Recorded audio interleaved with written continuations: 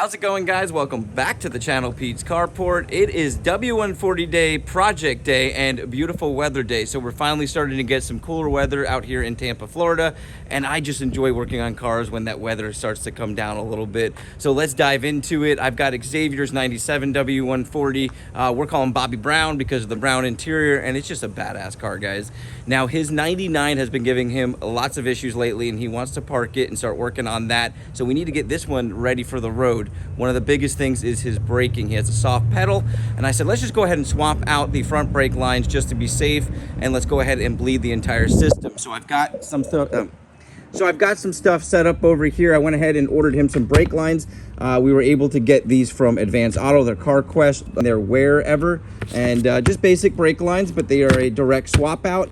And we've got our liquid moly brake fluid .4, so we're going to be kind of exchanging out the fluid. So we're going to use a power bleeder, which is my favorite tool when it comes to bleeding brakes.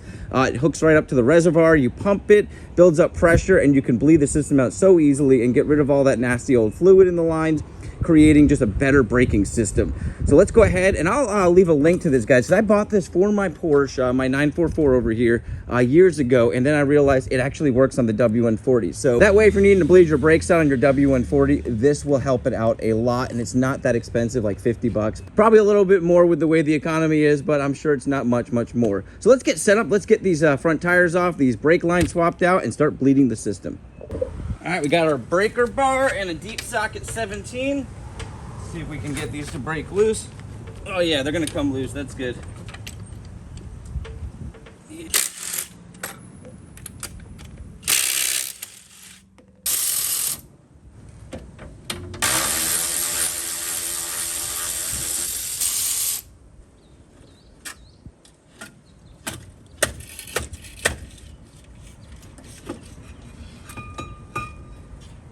Well, guys, big change of plans. First off, I couldn't do this to Xavier. These rotors, these calipers, they're gonna be gone, they're shot, and we got something much better. But also, the lines that I bought, they didn't even fit, so I went ahead and returned those and went ahead and grabbed my stash of stuff. So I have some S600 rotors here, guys, and they're in great shape. They're gonna be a lot better. He can get them turned if he wants, but I went ahead also and pulled calipers and pads off of our parts car. Ironically, somebody had just done a brake job on this, so we're gonna have good pads, we're gonna have good lines, and we're gonna have good rotors. They are not brand new, but this is gonna be able to stop much better. We're gonna be able to bleed the entire system out, and I'm gonna feel much more comfortable with going with this, and we're doing it on a very low budget, pretty much free. So let's go ahead now. He wanted to paint the calipers, and I agree, so we're gonna go ahead and grind down these calipers, get them painted, and we're gonna swap everything out on the car, and it's gonna look a lot better, and it's gonna stop a lot better. So let's get doing that.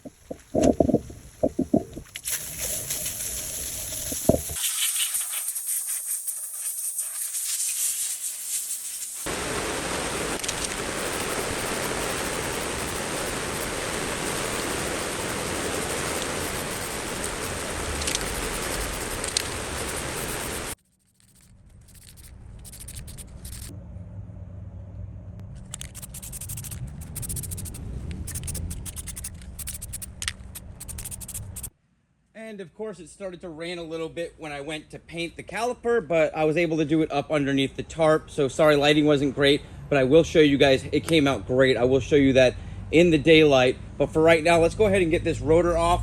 I already soaked this little screw here in penetrating fluid that uses an Allen key. And we'll go ahead and lightly impact it off. And there it goes. These are very easy to strip. So a lot of times you want to take a breaker bar, but I knew leaving penetrating fluid on, I'd be able to get it out, and it came out real nice. And get that off, take our bolts off, and hopefully this just slides right off. Sometimes you gotta kick them loose.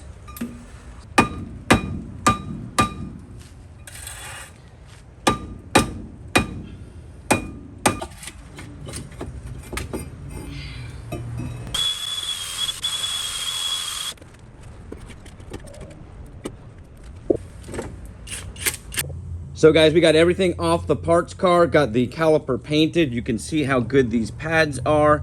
Now, the one downside is the parts car pads were missing the sensor and ironically missing all of the hardware. So the pads were just floating in there.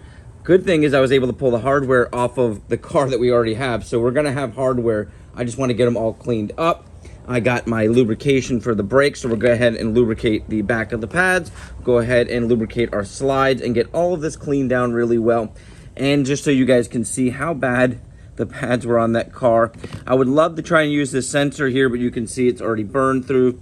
A new sensor is very cheap, so I'll probably have Xavier just order a new sensor and we'll pump that in. But I've also seen where the light doesn't even come on the dash without a sensor, because I accidentally forgot to add the sensors one time and didn't have a brake light. So I don't know if he'll have anything on his dash or not, but we're just gonna go ahead and run with this, clean everything up, get it back in the car, get those old calipers off, which I still have on the car, mainly because I don't want all of the brake fluid draining out. I wanna go ahead and try to do this quickly and try not to make a mess. So let these clean down and I'll zoom through putting it back on the car, and then we'll move on to bleeding.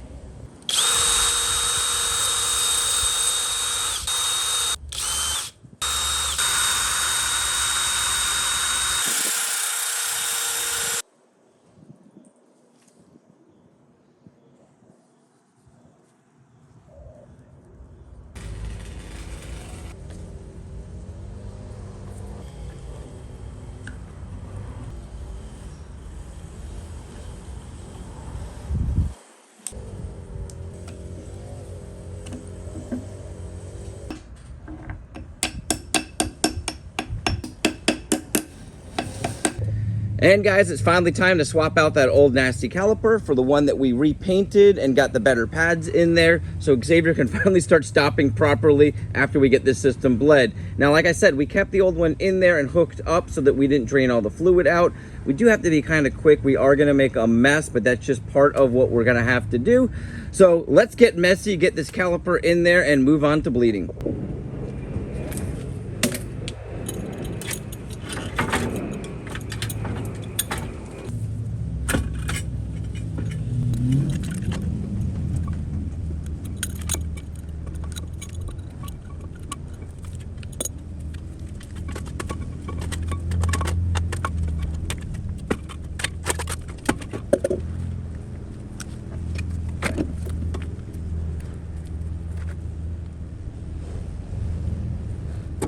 I gotta be honest, I've never gotten that to start turning in the first time. Last side, I had to spend like 10 minutes lining up these threads, and it was such a pain because this thing is not light to hold up. Now we're just gonna turn it until it gets hand tight, and then we'll tighten it up with our wrench. Okay, I went ahead and turned the wheel around so we can get in there real well, because our bolt holes are gonna be down here. They're 19 millimeter. 85 foot-pounds of torque is what we're gonna tighten them to. We've got our snap-on torque wrench here, and we're also gonna use a little blue Loctite on those bolts.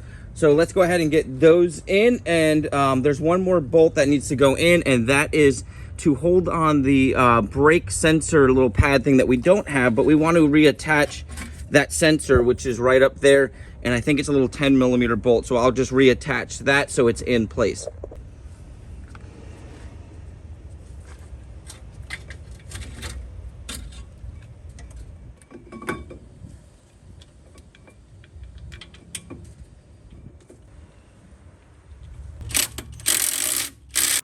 All right, guys, so I've got our motive power bleeder out, and I love this thing because it works on a lot of my cars. I can use it on my Porsche. I've also used it on my other W140s, as long as this piece here connects. And I think they do sell other connections, because you can see it comes apart here. So I think you can just buy these connections for other cars. Now, I always forget, too, on these W140s to access your brake fluid here, the reservoir. You have to kind of pull this up. You probably should take this whole thing off, but I think I can get enough access in there with our power bleeder just by cracking this up and then getting a funnel kind of angled in there to refill. Pain in the butt. I don't know why they didn't move that a little bit over when they designed this, or kind of made a cutout here, redesigned that. But it is what it is, so let's go ahead. I got that screw out. That was right here. It's just a Phillips head screw, and I might jam something in there and crack it open. But for right now, let's get our power bleeder on there. Really is no easy way of getting in there. Unless you just take this whole thing off, I might just do that because I think there's only a couple more Phillips screws to where we can really pull this thing up. I don't have to remove it completely, but at least we can pry something under there to make it a little easier on ourselves. Let's see, yeah, that should pull up a little bit better there.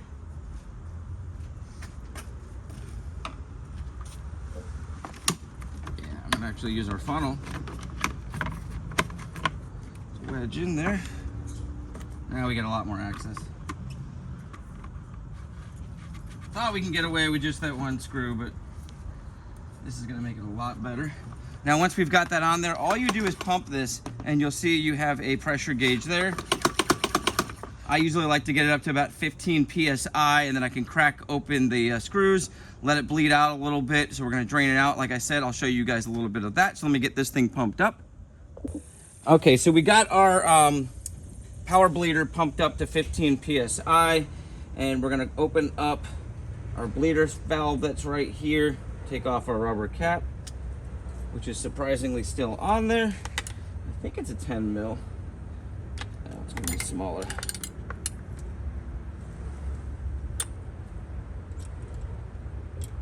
And yeah, 9 mil for the bleeder crack.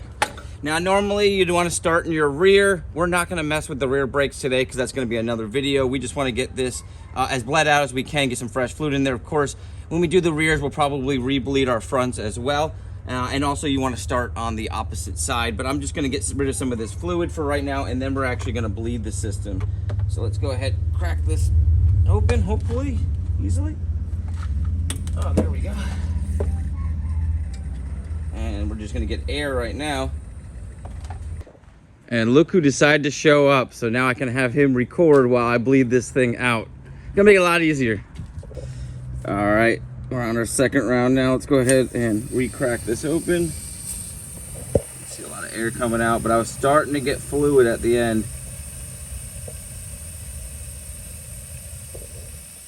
Well, guys, ironically, there was almost no fluid in the reservoir. It looked like there was, but now I added a bunch and we're getting fluid right away. So he was driving on almost no fluid. So we're gonna pressure test this whole system just to make sure there's not a leak, but there could have been a leak in that old caliper as well. So hopefully we resolve the issue, but now we can actually bleed it out, and you can see here, it's really just gonna be fresh fluid because I just put some fresh fluid in. So we don't really have to flush the system anymore. We just got to bleed it, and we're probably going to have to do the rear, but this video we're just going to focus on the front and get this out of the way. All right, it's good having an extra hand because I got Xavier over there pumping our power bleeder, and it's time to bleed. We went ahead and even refilled the reservoir again. We're going to start on our passenger side, crack it open. Looks like we're getting straight fluid already because we did crack this open to get rid of any of the air bubbles. And this side actually looks like it's gonna be good. So I think we're bled out. Crack it open one more time just to make sure. Yeah, I don't see any air coming out. So we're gonna move back to the other side, get that bled, and I'll fill you guys in. We'll go ahead and test the brakes. Like I said, we're not even gonna mess with the rear. We are gonna be putting bigger rims on here, so stay tuned for that video. Probably doing a full paint correction on this car because Xavier wants this to be one of his main cars, probably show car. We've got some insane news for you guys that's going to be coming out very soon. I know we've been very slacking on a lot of these w140 videos, but we've been working on getting this shop. So that's kind of the big news that's going to be coming, and turning it into our w140 Tampa Club headquarters. And we're going to have a lot more cars up here. So that's coming soon. You guys will start seeing videos coming out about that very soon. But let's get this thing bled out. I'll fill you guys in here at the end and end the video off. So guys, after bleeding it, we still kind of had a soft pedal, so we went ahead and turned the car on and did the old school method of pumping the brake, holding it down, and bleeding it out.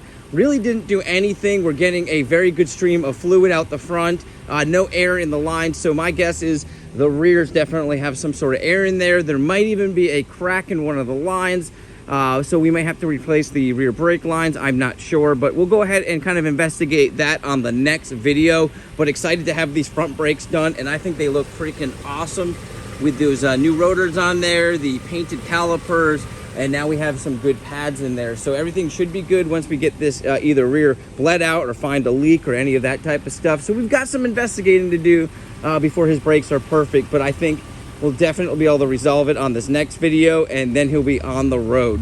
You guys have an awesome day, a blessed week, and I'll catch you on the next video.